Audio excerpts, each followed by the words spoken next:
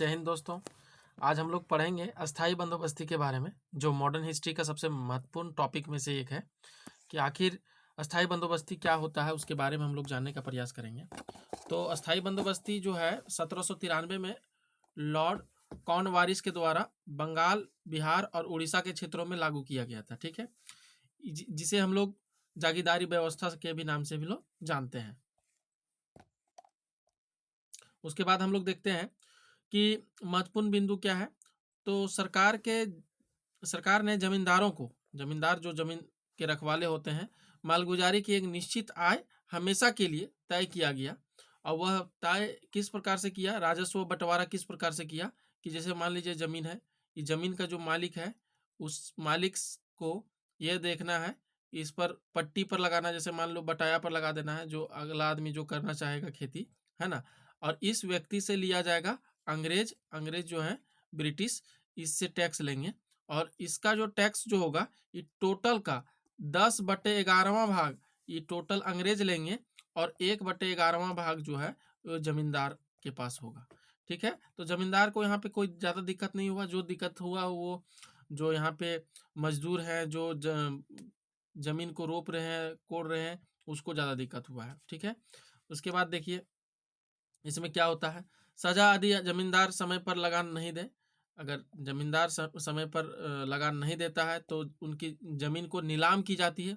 उसको नीलाम नहीं किया जाता, उसके जमीन को नीलाम किया जाता है और फिर दूसरे लोगों को दिया जाता है। ठीक है, और इसमें नुकसान जो हुआ है वो किसानों को हुआ है, क्योंकि खेती जो करता है वो किसान करता है, जमींदार तो करता नहीं है। तो किसानों का ही उनके परंपरागत अधिकार को छीन ले गए और वे मजदूर बनकर रह गए हैं। जमींदारों द्वारा उनका शोषण अत्याचार बढ़ गया।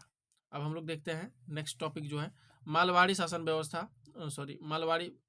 महालवाड़ी व्यवस्था, जिसको हम लोग अस्थाई बंदोबस्ती की असफलता के बाद में हॉल्ड मैकेंजी के द्वारा 1822 में, वो 1793 में हुआ था और ये 1822 में हुआ है। ये कौन कौन सा क्षेत्र में, तो उत्तर प्रदेश, मध्य प्रांत और पंजाब के क्षेत्रों में लागू किया गया था। इसका क्या कार्य था, तो ये क्या करते थे, पूरा जैसे पूरा गांव है ना, इस पूरा गांव में कोई एक व्यक्ति को प्रमुख बनाया जाता था, जिसको हम लोग बोलते हैं मुखिया। अब मुखिया से ही पैसा, मतलब जितना भी टैक्स होता था उससे वसूलता था। ब्रिटिश जो है, ब्रिटिश सरकार, वो कहता था कि हम डायरेक्ट मुखिया के पास से ही हम सारा पैसा लेके जाएंगे, मतलब कि जो टैक्स होगा वो लेके जाएंगे। और ये पूरा व्यवस्था क्या कहलाया, महालवाड़ी व्यवस्था। महालवाड़ी व्यवस्था जो है कौन लागू किए थे, तो हॉल्ट मैकेंजी 1822 में। कौन कौन क्षेत्रों में, तो भारत का जो पंजाब है, पंजाब हो गया, मध्य प्रांत हो गया, और उसके बाद में ये उत्तर प्रदेश हो गया, इस क्षेत्रों में लिया जाता था। ठीक है, इसका क्या प्रमुख कारण है उसके बारे में हम लोग समझते हैं। महाल का मतलब क्या होता है, तो महाल का मतलब होता है पूरे समुदाय, पूरे गांव का समुदाय राजस्व की कमाई माना गया। और जितना पूरे गांव में जो कमाएंगे वो किसके पास जाएगा, मुखिया के पास। अब मुखिया कर वसूल करके इसका जिम्मा होगा कि ये मुखिया जो है महलदार कहलाते थे। मुखिया को जो गांव का जो टैक्स जमा करेंगे वो महलदार कहलाएंगे, और मुखिया का काम था कि ब्रिटिश को टैक्स देना। ठीक है, और दर क्या था, लगान की लगभग बहुत ऊंची दर था, जिसमें 80% तक, अगर कोई मान लीजिए इतना कोई खेती किया, उसमें से इतना ही परसेंट वो रख सकता है, बाकी बात 80% जो भाग है वो सरकार को टैक्स देना है। और बाद में जो है विलियम बेंटिक जो थे वो 66% किए थे, जिसमें किसानों का सबसे खराब हाल हुआ है। उसके बाद हम लोग देखते हैं रैयतवाड़ी व्यवस्था। रैयतवाड़ी व्यवस्था में क्या है, तो ये मद्रास, जिसको अभी हम लोग चेन्नई बोलते हैं, मद्रास है ना, मद्रास और मुंबई, इधर है मुंबई, यहाँ मद्रास और मुंबई। ठीक है, मद्रास और मुंबई के क्षेत्रों में थॉमस मुनरो के द्वारा लागू किया गया था। और ये क्या था कि रैयत किसान, जो हम लोग बोलते हैं, जो किसान है, जो मजदूर, जो खटने वाले हैं, वो क्या करेंगे, प्रत्येक जमीन धारकों को भूस्वामी स्वीकार कर उसके साथ सीधे लगान की शर्तें तय की गई। और जो रैयतवाड़ी होते थे, जो मेन मजदूर होते थे, जो किसान होते थे, वो डायरेक्ट भूस्वामी का स्वीकार कर लेते थे और अगर वो टैक्स समय पर नहीं दे पाता था, उपज का आधा % नहीं दे पाता था, 50%, तो उसका जमीन को नीलाम कर दिया जाता था, फिर दूसरे को भूस्वामी का राजस्व बनाया मतलब अधिकार दिया जाता था, जिससे राजस्व में उपज की आधा भाग लगान के रूप में वसूला जाता था।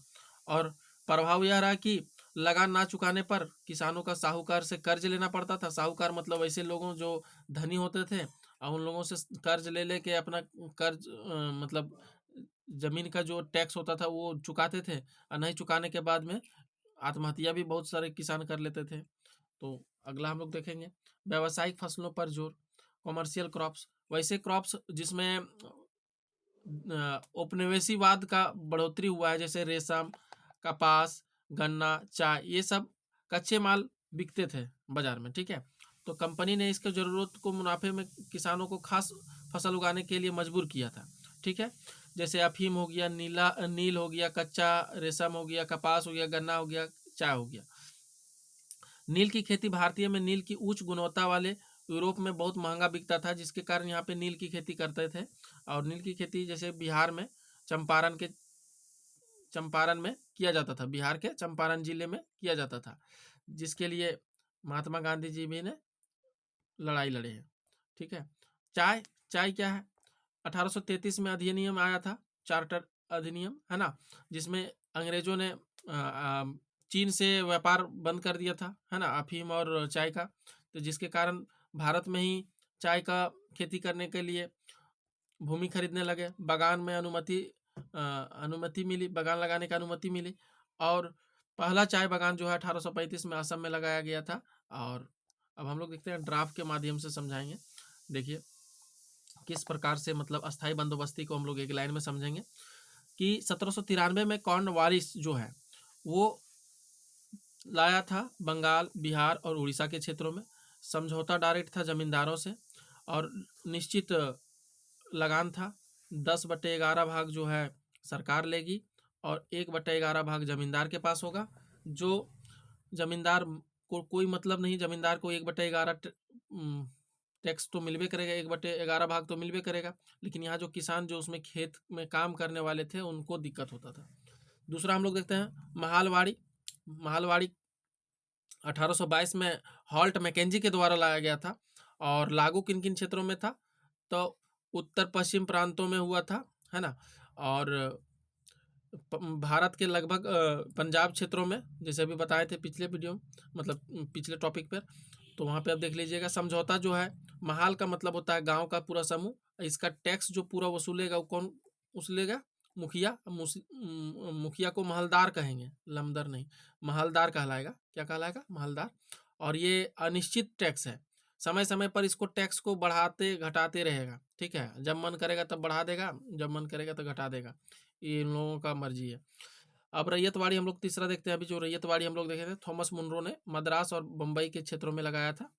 और ये डायरेक्ट सीधे जो रैयत, जो खेती किसान करने वाले थे, उसमें जमींदार का कोई नहीं था, और इससे डायरेक्ट टैक्स वसूलते थे। अगर टैक्स नहीं दे पाते थे तो फिर भूस्वामी जो है दूसरों को दे दिया जाता था, मतलब उसका ज़मीन छीन जाता था, फिर दूसरों को दे दिया जाता था। जो उसको टैक्स पे नहीं करता था फिर किसी और को दिया जाता था, जिससे किसानों का हाल बहुत बदतर से बदतर हो गई। और इसका जो टैक्स था लगभग 50% था, आधा। और किसान कर्ज में डूबते रहे। इसको कर्ज को चुकाने के लिए साहूकार से कर्ज भी लेने पड़ते थे इनको। उसके बाद हम लोग देखेंगे कृषि का वाणिज्यकरण, मतलब कॉमर्शियलाइजेशन, मतलब नकदी फसल जैसे चाय हो गया, नील हो गया, कपास हो गया, अफीम हो गया, आदि फसल जो है इंग्लैंड ने उद्योगों के लिए कच्चा माल, इसका उद्देश्य क्या था कि कच्चा माल को तैयार करेंगे और विदेश व्यापार में ज़्यादा बढ़ोतरी और ज़्यादा आमदनी करेंगे, ठीक है। इसका प्रभाव यही हुआ कि यहाँ के लोगों को खाने पीने के लिए नहीं मिलता था और किसानों पर शोषण होता था। तो अगर ये वीडियो अच्छा लगा होगा तो सब्सक्राइब कीजिएगा चैनल को और लाइक कीजिएगा, और उन दोस्तों को भेज दीजिएगा जो ये टॉपिक समझने में बहुत कठिनाइयों का सामना करना पड़ता है। अगर ये समझ में आ गया होगा तो आप दूसरों को भी भेज के प्रोत्साहन कीजिएगा। धन्यवाद, मिलते हैं नेक्स्ट वीडियो में, तब तक के लिए जय हिंद।